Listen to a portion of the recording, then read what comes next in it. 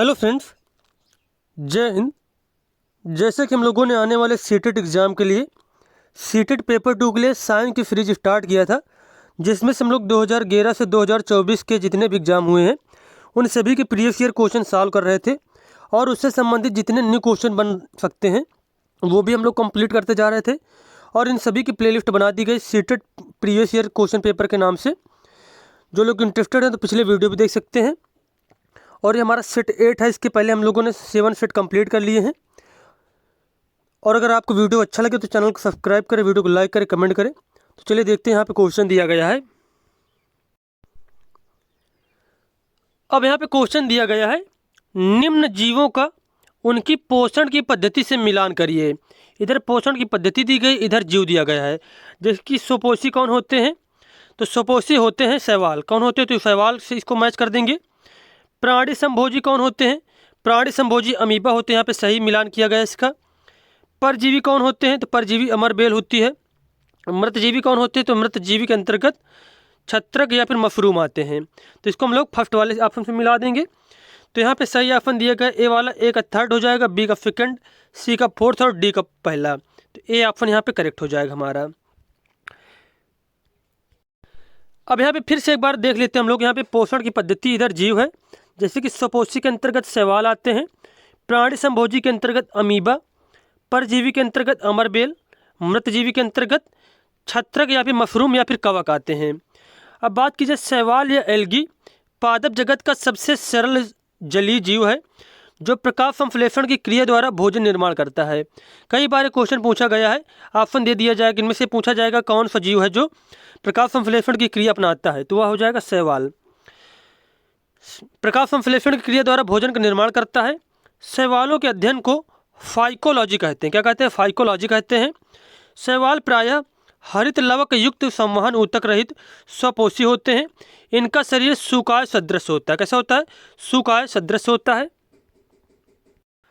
उसके बाद बात की जाए अमीबा की, यह एक सरल प्राणी समभोजी है। यह एक कोश की जीव है। कैसा है, एक कोश की जीव है जो अपने आकार को बदलने की क्षमता रखता है। अमीबा में भोजन की अंतःग्रहण कूडपादों की सहायता से होता है। अमरबेल, यह एक परजीवी है और दूसरे पेड़ों पर निर्भर होता है, जो बेर, साल, करौंदे आदि वृक्षों पर फैली रहती है।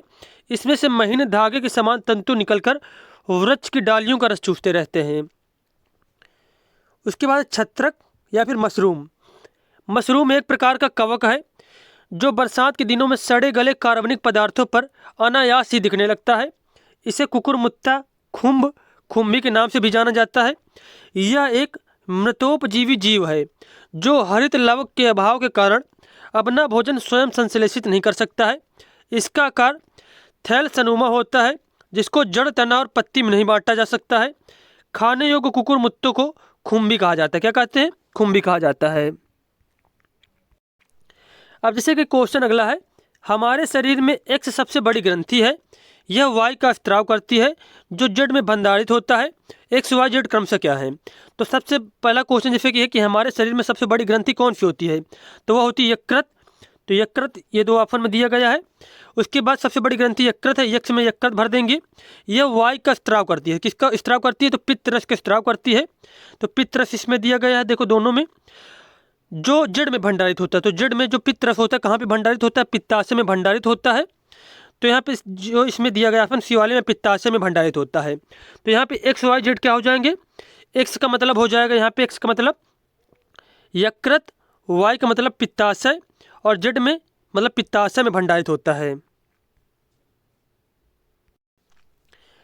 अब जैसे कि यहाँ पे बताया गया है, हमारे शरीर में यकृत सबसे बड़ी ग्रंथि है। यह पित्तरस का स्त्राव करती है जो पित्ताशय में भंडारित होता है। यकृत गहरे लाल भूरे रंग की ग्रंथि है जो उदर के ऊपरी भाग में दाहिनी ओर अवस्थित होती है। यह शरीर की सबसे बड़ी ग्रंथि है। यकृत पित्त रस स्रावित करती है जो एक थैली में संग्रहित होता रहता है। इसे पित्ताशय कहते हैं। और पित्त रस जो है वसा के पाचन में महत्वपूर्ण भूमिका निभाता है। किसके पाचन में, वसा के पाचन में महत्वपूर्ण भूमिका निभाता है। अगला प्रश्न है, निम्नलिखित में से कौन से लक्षण जल वनस्पति को जल में तैरते रहने में मदद नहीं करते। वृत्तों एवं तनों में वृहत नालियाँ होती हैं। पत्तियों पर मोम की परत होती है। पत्तियाँ बड़ी गोल चक्रिका के आकार की होती हैं। पत्तियाँ और तना अंगुली नुमा जैसे और फीते जैसे होता है। तो यहाँ पर क्वेश्चन यह पूछा गया है, वनस्पति को जल में तैरते रहने में मदद नहीं करती हैं। जैसे कि वृत्तों एवं तनों में वृहत जो नालियाँ होती हैं, ये तैरने में इनका कोई भी मतलब योगदान नहीं होता है। और जो सी ऑप्शन दिया गया यहाँ पे, जैसे कि पत्तियाँ बड़ी गोल चक्रिका के आकार की होती हैं, तो इससे भी तैरने में जो है कुछ हेल्प नहीं मिलती। तो ए और सी ऑप्शन जो दिए गए हैं, ये तैरने में जो है मदद नहीं करते हैं। जैसे कि बी ऑप्शन दिया है, पत्तियों पर मोम की परत होती है, पत्तियाँ और तना अंगुली नुमा जैसे और फीते जैसे होते हैं, तो ये जो है पेड़ों को तैरने में मदद करती हैं। तो यहाँ क्वेश्चन ये पूछा गया कि तैरने में कौन से ऑप्शन मदद नहीं करेंगे, तो ए और सी ऑप्शन यहाँ पे सही हो जाएगा। अब जैसे कि यहाँ पे बताया भी गया है, जल वनस्पति को जल में तैरने में मदद नहीं करने वाले कथन कौन से हैं? वृत्तों एवं तनों में वृहत नालियों का होना, पत्तियां बड़ी गोल चक्रिका के आकार के होना। निम्न कथन जल में तैरने में मदद करते कौन कौन से? वनस्पति की पत्तियों पर मोम की परत होती है, वनस्पति की पत्तियां और तना अंगुली नुमा जैसे होते हैं। नेक्स्ट क्वेश्चन है, निम्नलिखित में से जीवों का कौन सा युग्म बडिंग अर्थात मुकुलन द्वारा प्रजनन करता है? तो इनमें से मुकुलन द्वारा प्रजनन करने वाले जो ऑप्शन हो जाएंगे वो हो जाएगा ईस्ट और हाइड्रा। ईस्ट और हाइड्रा किस प्रकार प्रजनन करते हैं? मुकुलन के द्वारा या फिर बडिंग के द्वारा। अब यहाँ पे बताया गया है, ईस्ट और हाइड्रा मुकुलन द्वारा प्रजनन करते हैं। बडिंग अर्थात मुकुलन अलैंगिक प्रजनन का एक रूप है। ये प्रजनन विधि के अंतर्गत कली या फिर बड मूल शरीर से उत्पन्न होती है और एक नई जीव में विभाजित या परिवर्तित हो जाती है। अब देखो, जैसे कि इस प्रकार के मुकुल होते हैं, इस प्रकार के मुकुल होते हैं, ठीक है। उसमें से छोटे छोटे जैसे कि बहुत मुकुल निकल आते हैं, जैसे कि एक छोटा सा निकलेगा मुकुल इस प्रकार, फिर कुछ दिन बाद या जैसे मतलब बहुत से मुकुल निकल आते हैं कुछ दिन बाद ऐसे ऐसे। और क्या होता है, एक टाइम बाद जैसे कि ये और बड़ा हो जाता है, फिर ये इससे अलग हो जाता है, इससे जो ये मुकुल जो है इससे ये अलग हो जाता है। तो इसी को कहते हैं बडिंग या फिर मुकुलन। तो जैसे कि बताया गया यहाँ पे, नए जीव में विभाजित या परिवर्तित हो जाती है। यह एक कोश की और बहुकोश की दोनों जीवों में भी हो सकता है। हाइड्रा एक बहुकोश की जीव है और बडिंग द्वारा प्रजनन करता है। ईस्ट जो है एक एकल कोश के जीव है। उसके बाद क्वेश्चन है, अधिकांश पौधे मिट्टी से नाइट्रोजन निम्नलिखित रूप में प्राप्त करते हैं। मुक्त नाइट्रोजन के रूप में, नाइट्रिक अम्ल, अमोनियम क्लोराइड या फिर नाइट्रेट के रूप में। तो इसका आंसर हो जाएगा, अधिकांश पौधे मिट्टी से नाइट्रोजन किस रूप में प्राप्त करते हैं? तो नाइट्रेट्स के रूप में। किसके रूप में? नाइट्रेट्स के रूप में।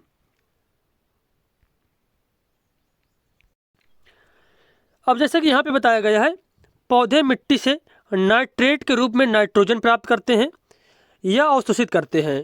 नाइट्रोजन क्लोरोफिल अणु का एक महत्वपूर्ण घटक है जो प्रकाश संश्लेषण के लिए आवश्यक है। अधिकांश पौधे अपनी जड़ों के माध्यम से मिट्टी से नाइट्रोजन युक्त यौगिकों को अवशोषित करते हैं। यह तभी किया जा सकता है जब नाइट्रोजन अमोनियम या नाइट्रेट के रूप में उपलब्ध हो। वायुमंडलीय, जैविक और औद्योगिक विधियों के माध्यम से नाइट्रोजन गैस को नाइट्राइट या नाइट्रेट में बदलने की प्रक्रिया को नाइट्रोजन स्थिरीकरण कहा जाता है। यह क्वेश्चन बहुत बार पूछा गया है कि नाइट्रोजन स्थिरीकरण क्या होता है। तो नाइट्रोजन गैस के जो अणु होते हैं उनको नाइट्राइट या नाइट्रेट में बदलने की जो प्रक्रिया होती है उससे ही नाइट्रोजन स्थिरीकरण कहा जाता है। पक्षियों में निम्नलिखित में से कौन सा अंग नहीं पाया जाता है? मूत्राशय, आंत, यकृत और वृक्क। तो इसका आंसर हो जाएगा मूत्राशय, जो पक्षियों में नहीं पाया जाता है। अब जैसे कि बताया गया है, पक्षियों में आंत, यकृत, वृक्क पाए जाते हैं, जबकि दांत, मूत्राशय तथा पित्ताशय की थैली नहीं पाए जाते हैं।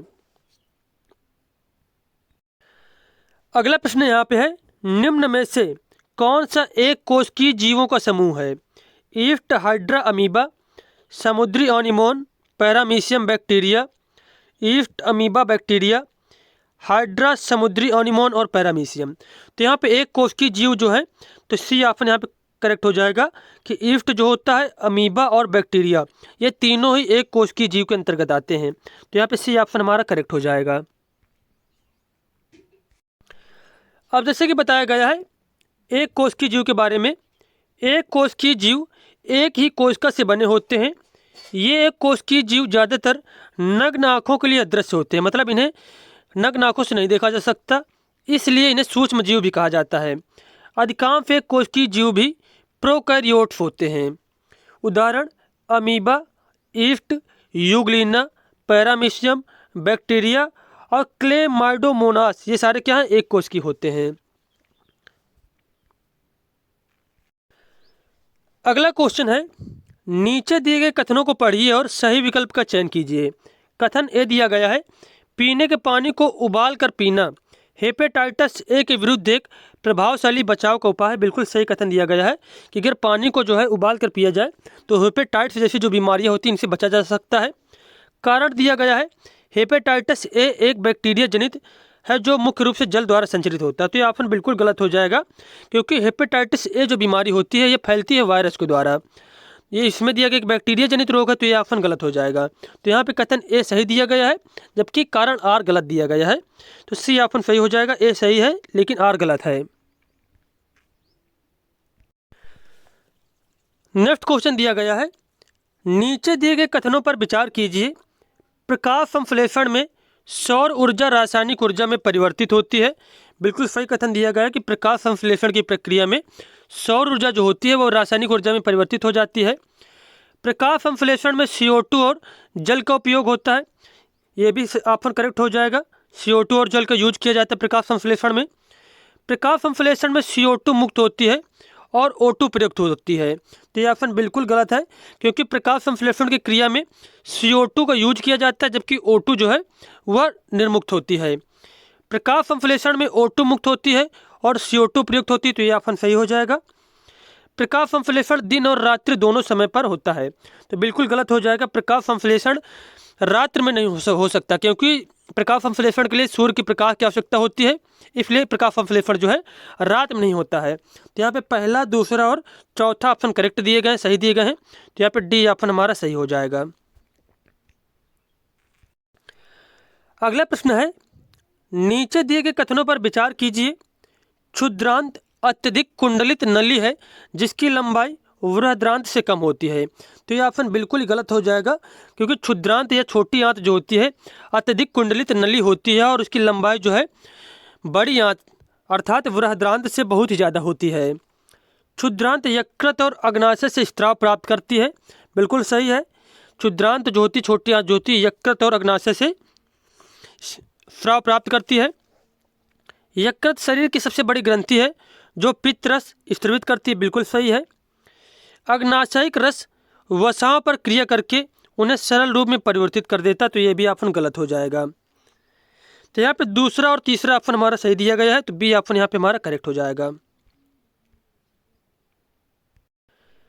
अब जैसे कि यहाँ पे बताया गया है, पाचन से संबंधित निम्नलिखित कथन सही है। क्षुद्रांत यकृत और अग्नाशय से स्राव प्राप्त करती है। यकृत शरीर की सबसे बड़ी ग्रंथि है जो पित्तरस स्रावित करती है, और पित्तरस का भंडारण कहाँ पे होता है, पित्ताशय में होता है।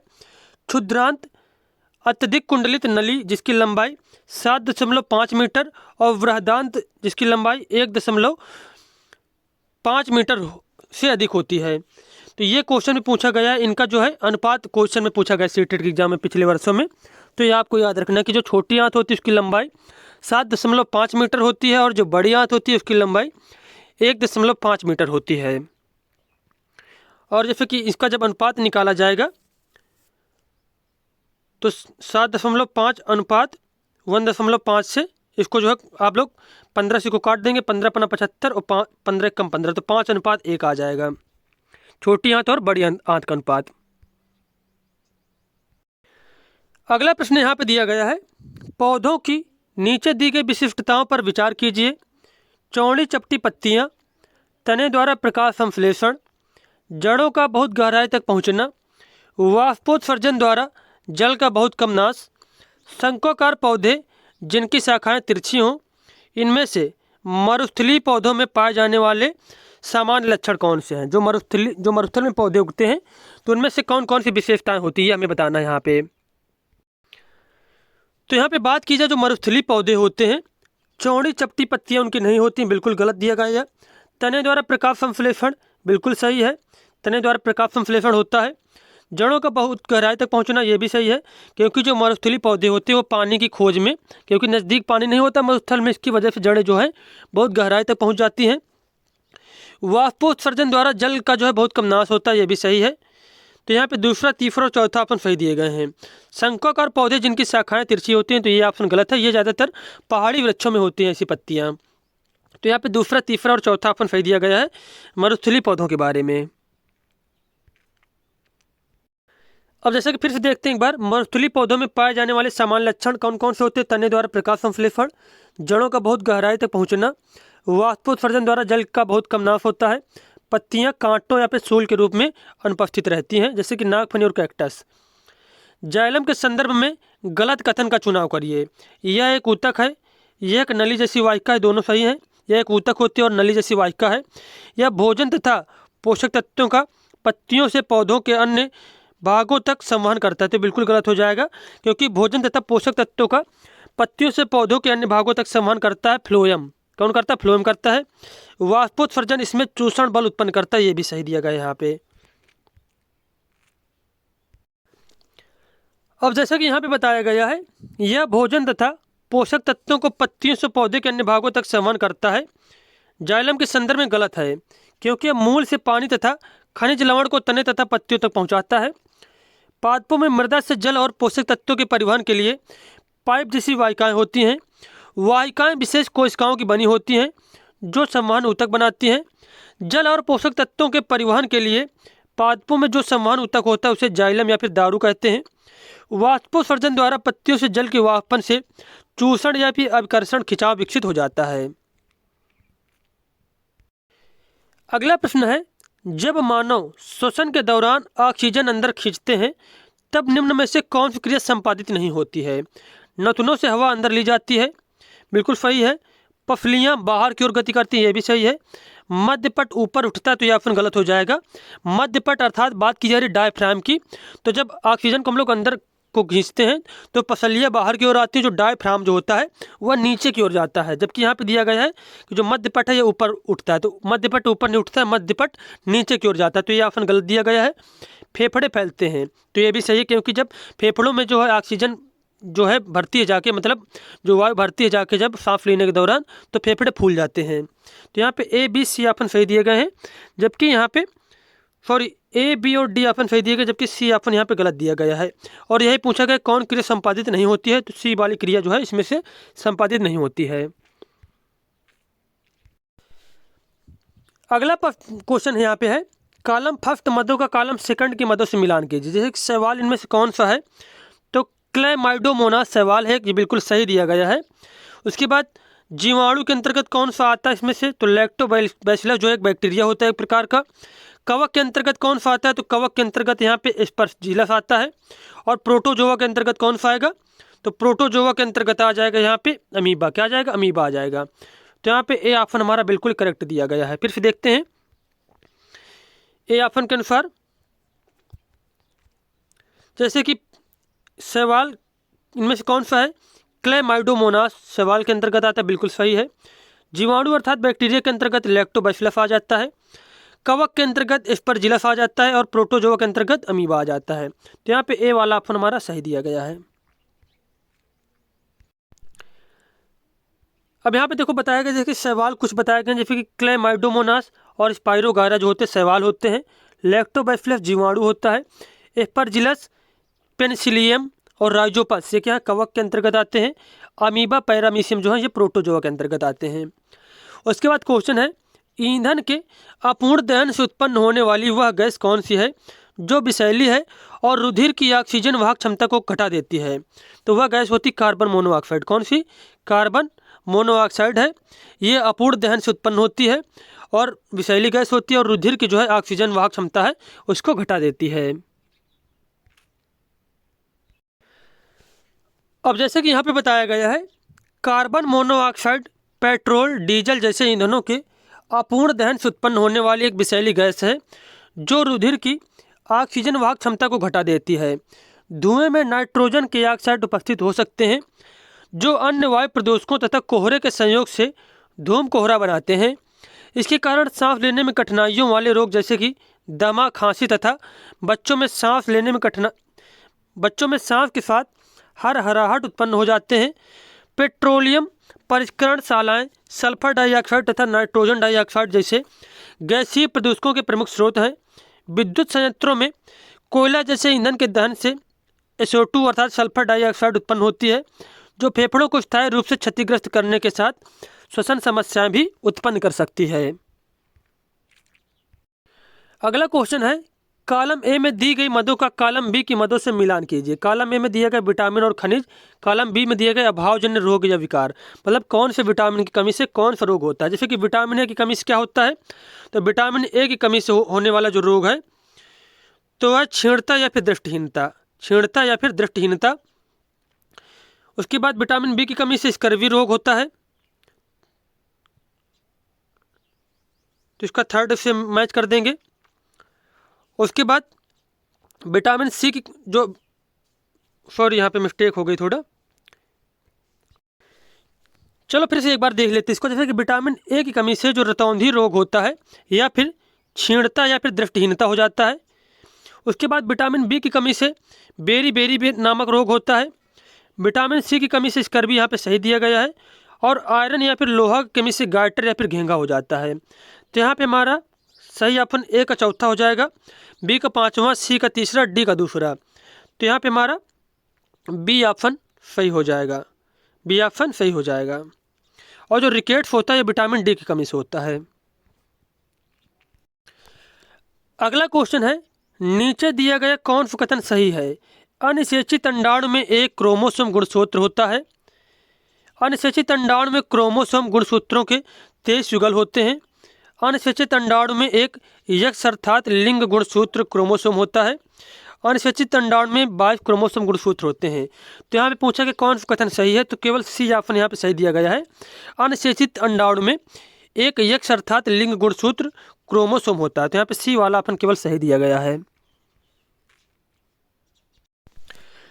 अब जैसे कि बताया गया है, अनिषेचित अंडाणु एक अगुणित मादा युग्मक होता है। केवल एक यक्ष क्रोमोसोम पाया जाता है इसमें से। अंडाणु अंडजनन द्वारा निर्मित मादा युग्मक होता है। युग्मक अगुणित होते हैं और इनमें केवल एक युग्म गुणसूत्र होते हैं। अंडाणु कोशिका में 22 अलिंग गुणसूत्र और एक गुणसूत्र अर्थात लिंग गुणसूत्र क्रोमोसोम सम्मिलित होता है। अतः सही कथन यह है कि अनिषेचित अंडाणु में एक यक्ष अर्थात लिंग गुणसूत्र क्रोमोसोम होता है। उसके बाद अगला प्रश्न है, निम्नलिखित में से कौन जोड़े के प्रकार के सही मिलान सेट को निरूपित करता है। जैसे कि कंदुक खालिका जोड़ है तो हाथ व कंधा पे जो होता है बिल्कुल सही दिया गया है। धुरांग जोड़ जो है तो गर्दन में होता है। और हिंज जोड़ जो है वह कोहनी में होता है। और अचल जोड़ जो होता है तो वह जबड़ा में होता है। तो यहाँ पे पहले का फर्स्ट से मैच करेंगे, बी का थर्ड से, सी का फोर्थ से और डी का सेकंड से। तो यहाँ पे ए ऑप्शन ही हमारा करेक्ट हो जाएगा। अब जैसे कि यहाँ पे बताया गया है, अस्थि एवं उपास्थि मानव कंकाल बनाते हैं। मानव कंकाल का निर्माण किससे होता है, अस्थि एवं उपास्थि से। कंकाल शरीर को आकृति देती है, ये चलने में सहायक है और आंतरिक अंगों की सुरक्षा करते हैं। मानव कंकाल खोपड़ी, मेरुदंड, पसलियों, वक्ष की अस्थि, कंधे, श्रोणि मेखला तथा हाथ पांव की अस्थियों से बनता है। मानव कंकाल में विभिन्न संधियां होती हैं, जैसे कि गर्दन और सिर को जोड़ने वाली जो संधि होती है उसे धुरांग संधि कहते हैं। धुरांग संधि में बेलनाकार अस्थि एक छल्ले में घूमती है। अस्थियों के बीच की कुछ संधियां ऐसी भी हैं जो गति नहीं कर सकती हैं, हिल नहीं सकती, ये अचल संधि कहलाती हैं। जैसे कि ऊपरी जबड़े एवं कपाल के मध्य अचल संधि होती है। उसके बाद बताया गया है, कंदुक खालिका संधि बाल एंड सॉकेट जॉइंट कंधा और कूल्हे की संधियों में होती है, ये सभी दिशाओं में गति करती है। हिंज संधि कोहनी और घुटने की संधियों में होती है, ये एक ही दिशा में गति प्रदान करती है। उसके बाद क्वेश्चन है, जड़ ऐसा सूक्ष्म जीव है जो मानवों तथा अन्य जंतुओं के आहार नाल में होता है और भोजन के पाचन में सहायता करता है। जड़ क्या है, तो जड़ ऐसा सूक्ष्म जीव है। जड़ क्या होता है, एक प्रकार का बैक्टीरिया या फिर जीवाणु होता है जो मानवों तथा अन्य जंतुओं के आहार नाल में होता है और भोजन के पाचन में सहायता करता है। तो यहाँ पे ए ऑप्शन हमारा करेक्ट हो जाएगा कि जड़ क्या है, यह बैक्टीरिया होता है एक प्रकार का। अब यहाँ पे बताया गया है जीवाणु अर्थात बैक्टीरिया ऐसा सूक्ष्म जीव है जो मानवों तथा अन्य जंतुओं के आहार नाल में होता है और भोजन के पाचन में सहायता करता है। अतः जेड क्या हो जाएगा, जीवाणु या बैक्टीरिया हो जाएगा। जीवाणु एकल कोशिका वाले सूक्ष्म जीव होते हैं जिनमें केंद्रक और अन्य कोशिकांग नहीं होते हैं। बहुत ज़्यादा इंपॉर्टेंट है कि जीवाणु अर्थात बैक्टीरिया कैसे होते हैं, एकल कोशिका वाले जीव होते हैं जिनमें केंद्रक और कोशिकांग नहीं होते हैं। उसके बाद क्वेश्चन है, एक्स कोई पौधा है जो स्वपोषी के साथ साथ विषमपोषी भी है, एक्स क्या हो सकता है। तो स्वपोषी के साथ साथ विषमपोषी कौन सा पैदा होता है, वो होता है घटपर्णी या पिचर पादप, घटपर्णी या फिर पिचर प्लांट।